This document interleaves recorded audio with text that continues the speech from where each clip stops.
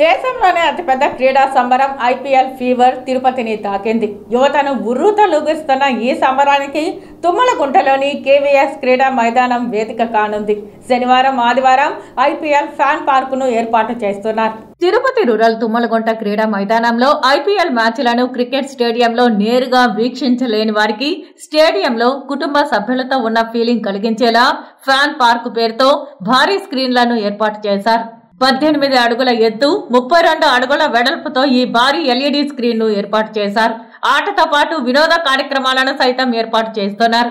Face painting, bounce track, food court, పిల్లలు ఆడుకునేందుకు gaming zone తో పాటు వృద్ధులు, దివ్యాంగులకు ప్రత్యేక సౌకర్యాలను అందుబాటులో ఉంచారు. తిరుపతికి డబుల్ ధమాకా 2 రోజులు 4 మ్యాచ్లు తుమ్మలగుంట కేవీఎస్ క్రీడా మైదానంలో శనివారం, ఆదివారం 2 రోజుల పాటు డబుల్ ధమాకా మ్యాచ్లు వీక్షించే అవకాశం ఉంది.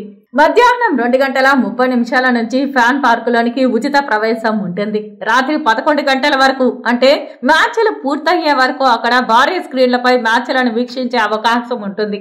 శనివారం మధ్యాహ్నం ఢిల్లీ క్యాపిటల్స్, ముంబై ఇండియన్స్, సాయంత్రం 7:30 ఎల్ఎస్జీ, రాజస్థాన్ రాయల్స్, ఆదివారం మధ్యాహ్నం Gujarat Titans, Royal Challengers Bengaluru, రాత్రి Chennai Super Kings, Sunrisers Hyderabad మధ్య క్రికెట్ మ్యాచ్లను వీక్షించవచ్చు. దేశంలో కేవలం 50 నగరాల్లో మాత్రమే ఐపీఎల్ ఫ్యాన్ పార్కులను ఏర్పాటు చేస్తున్నామని, ప్రసిద్ధ తిరుపతిలో వచ్చిన అవకాశాన్ని క్రికెట్ ప్రేమికులు సద్వినియోగం చేసుకుని కుటుంబంతో వచ్చి ఎంజాయ్ చేయాలని బీసీసీఐ ప్రతినిధి ఇఫ్రాన్ పిలుపునిచ్చారు.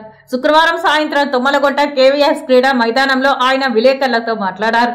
ఫ్యాన్ పార్కులోకి పూర్తిగా ప్రవేశం ఉచితంగా ఉంటుందన్నారు.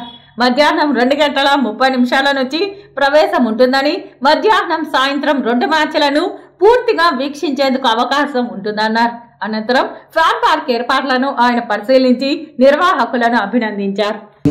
క్రికెట్ కి సంబంధించి చాలా మంది గ్రౌండ్ కి వెళ్ళి వీక్షించలేని వాళ్ళందరికీ బీసీసీఐ వాళ్ళు ఒక అద్భుత అవకాశాన్ని ఇవ్వడం జరిగింది.